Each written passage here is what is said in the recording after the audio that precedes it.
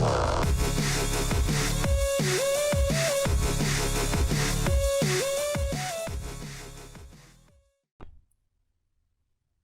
guys, how's it going? RedEyedJedi here.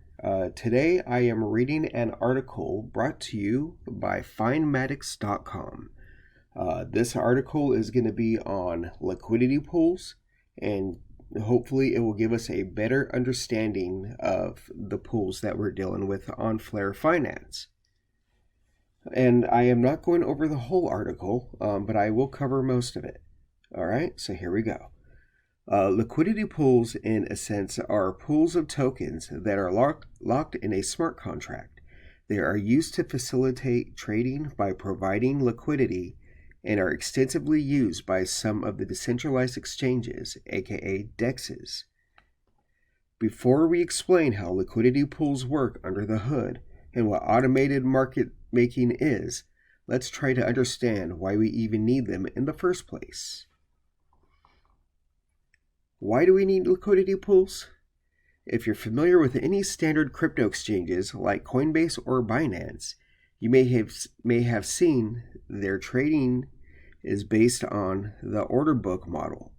This is also the way traditional stock exchanges, such as the New York Stock Exchange or NASDAQ, works. And so here's a nice little graph. The buyers, the sellers. So the buyers are buying around 90 and the sellers want to sell around 110. At least that's the goal, right? In this order book model, buyers and sellers come together and place their orders. Buyers, aka bidders, try to buy a certain asset for the lowest price possible, whereas sellers try to sell the same asset for as high as possible. For trades to happen, both buyers and sellers may have to converge on the price. This can happen by either a buyer bidding higher or a seller lowering their price. But what if there's no one willing to place their orders at a fair price level? What if there are not enough coins that you want to buy? This is where market makers come to play. In essence, market makers are entities that facilitate trading by always willing to buy or sell particular assets. By doing that, they provide liquidity, so the users can always trade and they don't have to wait for another counterparty to show up. Okay, so why can't we just reproduce something like this in a decentralized finance? The answer is, we can. It would just be really slow, expensive, and pretty much always results in poor user experience. The main reason for this is the fact that the order book model relies heavily on having a market maker or multiple market makers willing to always make the market in a certain asset. Without market makers, an exchange becomes instantly illiquid and is pretty much unusable for normal users. On top of that, market makers usually track the current price of an asset by constantly changing their price, which results in a huge number of orders and order cancellations that are being sent to an exchange. Sometimes I feel like I need to get glasses. Ethereum, with a current throughput of around 12 to 15 transactions per second and a block time between 10 to 19 seconds, is not really a viable option for an order book exchange. On top of that, every interaction with a smart contract costs a gas fee. So market makers would go bankrupt just by updating their orders. Now, before I go any further, just listen to that sentence right there. Ethereum, with the current throughput of around 12 to 15 transactions per second. Only 12 to 15. Like Flare Finance Flare Network, XRP Ledger. If I am not mistaken, I believe they could do more than 15 transactions per second, but maybe that's just me. So, how about the second layer scaling then? Some of the second layer scaling projects like Loopring look promising, but they are still dependent on market makers and they can face liquidity issues. On top of that, if a user wants to make only a single trade, they would have to move their funds out of the second layer, which adds 2 extra steps to their process. This is exactly why there was a need to invent something new that can work well in a decentralized world, and is where liquidity pools come to play. Alright, so how do liquidity pools work? Okay, so now that we understand why we need liquidity pools in a decentralized finance, let's see how they actually work. Catch my breath here. In its basic form, a single liquidity pool holds 2 tokens. Each pool creates a new market for that particular pair of tokens. So their example is DAI, and Ethereum can be an example of a popular liquidity pool on Uniswap. When a new pool is created, the first liquidity provider is the one that sets the initial price of the assets in the pool. The liquidity provider is incentivized to supply an equal value of both tokens to the pool. If the initial price of the tokens on the pool diverges from the current global market price, it creates an instant arbitrage opportunity that can result in lost capital for the liquidity providers. This concept of supplying tokens in a correct ratio remains the same for all other liquidity providers that are willing to add more funds to their pool later. So they even mentioned right there that when you put your money into a pool, the values can fluctuate. It can work in your favor or it cannot. This depends, right? All right. When liquidity is supplied to a pool, the liquidity provider, LP, receives special tokens called LP tokens in proportion to how much liquidity they supplied to the pool.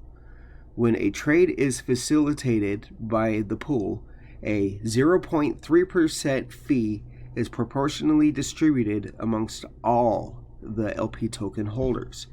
If the liquidity provider wants to get their underlying liquidity back, plus any accrued fees, they must burn their LP tokens. Each token swap that a liquidity pool facilitates results in a price adjustment according to a deterministic price algorithm. This mechanism is also called an automated market maker, AMM for short, and liquidity pools across different protocols may use a slightly different algorithm.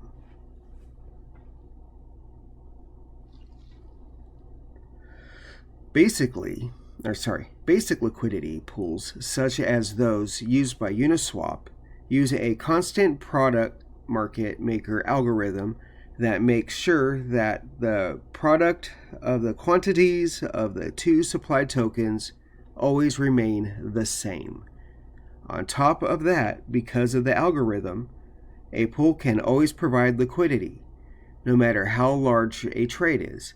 The main reason for this is that the algorithm asymptomatically increases the price of the token as the desired quantity increases.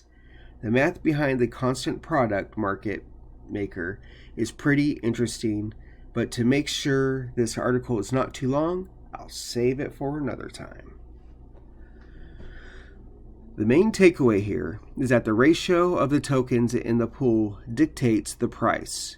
So if someone, let's say, buys Ethereum from a DAI/ETH pool, they reduce the supply of Ethereum and add a supply of DAI, which results in an increase in the price of Ethereum and a decrease in the price of DAI. How much the price moves depends on the size of the trade in proportion to the size of the pool. The bigger the pool is in comparison to a trade, the lesser price impact, aka slippage, occurs. So large pools can accommodate bigger trades without moving the price too much. Because larger liquidity pools create less slippage and result in a better trading experience, some protocols, like Balancer, started incentivizing liquidity providers with extra tokens for supplying liquidity to certain pools. This process is called liquidity mining, and we talked about it in our yield farming article, which I'll have to check out. The concept behind liquidity pools and automated market making are quite simple yet extremely powerful, as we don't have to have a centralized or order book anymore, and we don't have to rely on external market makers to constantly keep providing liquidity to an exchange. Let's see.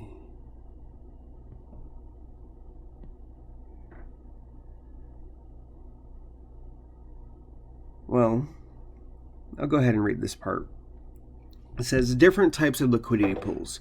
The liquidity pools that we just described are used by Uniswap, and they are the most basic form of liquidity pools. Other projects iterated on this concept and came up with a few interesting ideas.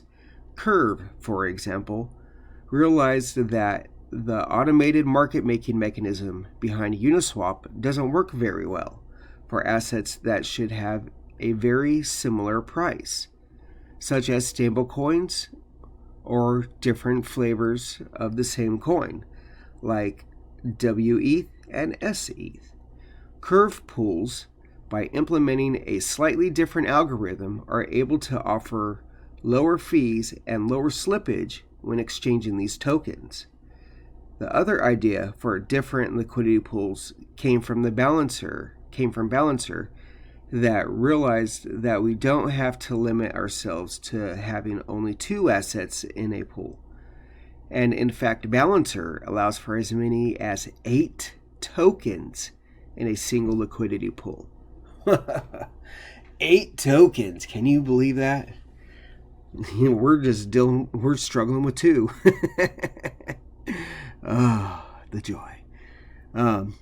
So risks. And of course, like with everything in DeFi, we have to remember about potential risks. Besides our standard DeFi risks like smart contract bugs, admin keys, and systemic risks, we have to add 2 new ones. Impermanent now I can't say the word, it's a light night. Impermanent loss and liquidity pool hacks.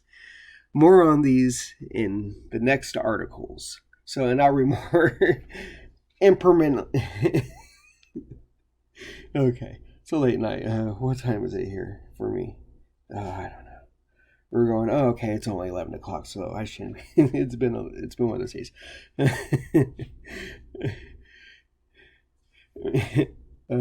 Impermanent loss. There we go. No idea why that was so hard. Well, thank you guys for sticking with this article. So I hope this kind of gave you an idea a little bit on the liquidity pools, why you have to have liquidity in the pool, and just to give you I hope this helped give you an idea of why and how the pools can fluctuate up and down to where, like, I don't know if you've seen in one of my last, sorry, I got hiccups again. I don't know if you've seen one of my last videos. I had originally put, I believe it was a little under 200. It was like 199, 98 WIFIN and I had, I believe, 22 USD. So it was pocket change, right? But I just left it in there just to see what would happen. And then I came in today and I took a look at it, and the value of the USD or whatever in my pool had gone down, but my YFIN had gone up. So you can keep your money, like when you go to, here, let me,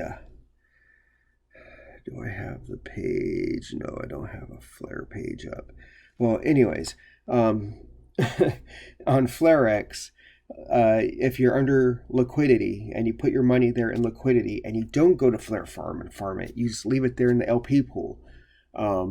You could leave it in there and wait until, because it's going to go up and down. So I'm sure there'll be a point, no matter what, where your USD is going to go down and the YFIN is going to go up.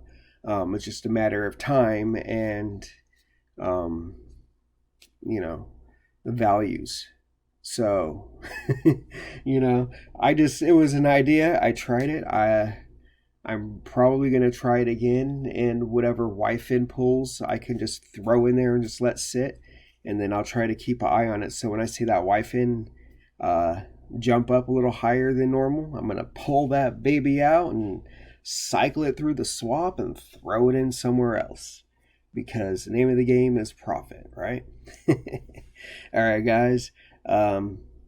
Thank you for everything. I appreciate all your comments. Even constructive criticism, I appreciate it. I know the last video I uploaded, because I started using another program with this other I'm using multiple programs now to do my videos. So apparently decided to zoom in on it, and it made it a little too big, and the audio was kind of off. So my goal this time around is to make this much easier on your ears and much easier to see and read. So, all right, guys, have a great day or evening, wherever you're at. Like, share, subscribe. You could find me on Twitter at RedEyedJedi77. I'm on the Flare Finance Discord as RedEyedJedi. I just created a new page on Facebook. I don't know if that's going to do any good or not because it's Facebook. But I did create a RedEyedJedi77 page there if you guys want to check it out. I just started posting today. Yeah, that's it. Guys, have a great night. Catch you later.